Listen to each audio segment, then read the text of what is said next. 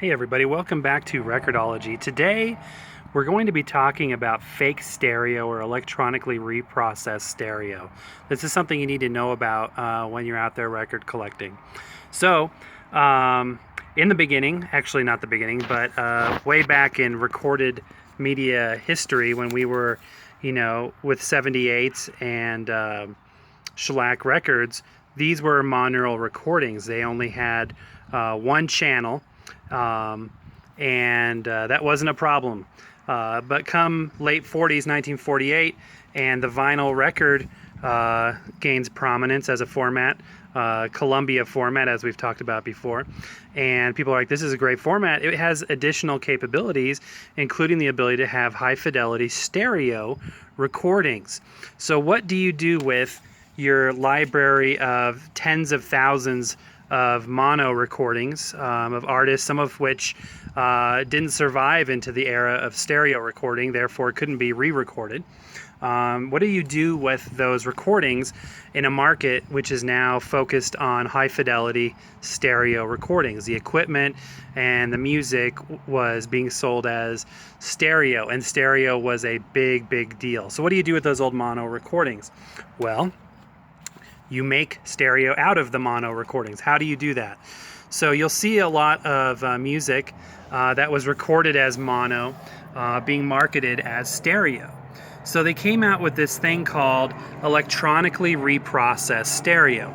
And they would take the two channels of the mono track that were identical, and they would offset them, they would time shift them, so one channel was here and the other channel was here, so they're a little bit time shifted, and they would add reverb, and they would enhance the bass on one channel and the treble on another channel, and the combination gave sort of this quasi stereo effect. And those recordings, although they satisfied the need for a stereo effect, weren't real stereo, and in a lot of people's opinion detract from true integrity of the original mono recordings. So when you're hunting for records, if you want original mono, it's going to be a little bit harder to do, especially in the 60s, because this electronically processed stereo really gained prominence in the 60s. So 60s era Glenn Miller records are notorious for this. This is a mid-60s release, and as you can see, the number has an E, which stands for electronically reprocessed stereo, and there you can see it says electronically reprocessed stereo. And again, it's still great music, obviously, but these recordings aren't as desirable.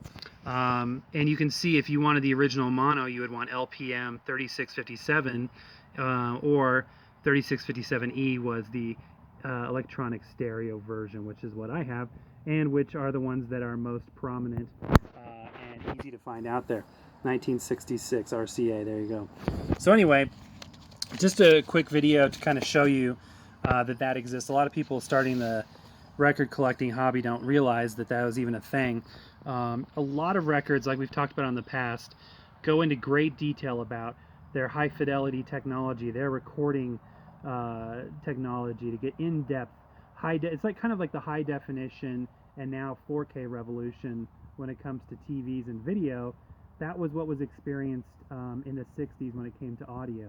Everybody wanted stereophonic, and again, with this old music, they wanted to still make money on it, and they knew that people at the time wouldn't be interested in old mono recordings. They would want stereo. They wanted Glenn Miller, but they wanted in stereo. So again, here we go, enhanced sound. That's many ways that they would market this fake stereo or electronically processed stereo. This one says LPM. So I wonder if this one is actually mono, it's just enhanced. So sometimes if they didn't do the full-blown fake stereo, they would do an enhancement where they would add reverb. And a lot of these recordings, like we listened to a few days ago, we listened to People Like You and Me, that's just drenched with that reverb, because it was just this, sort of a toy, kind of an effect to give people that, rich stereophonic type of effect on their new high-fidelity equipment. But in actuality, it's sort of detracting in a lot of ways from that quality of the original music. So this is the back of that Admiral demonstration disc, but it just goes into you know, tells a lot about the time in terms of how important stereo was, and the industry was really focused on, you know, kind of everybody was an audiophile at that point, really wanting to have the most enhanced stereo experience possible with their new fancy stereo equipment that they had just bought. So by the end of the 60s, here's the Glenn Miller Memorial album from 1969.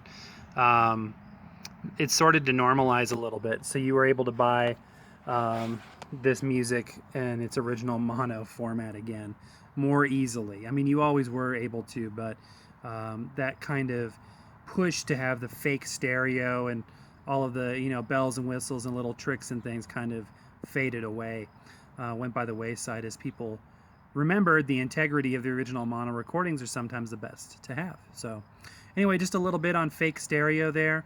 Again, if it isn't fully fake stereo, sometimes it's just you know, added reverb that they would, you know, put into those recordings, and you know, it definitely detracts, in a lot of people's opinion, from the integrity of the music, and something to be aware of as you search for records.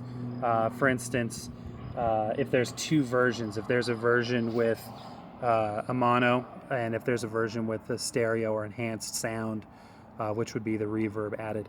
All right, as always, thank you for watching. Don't forget to subscribe, and as always, happy record hunting.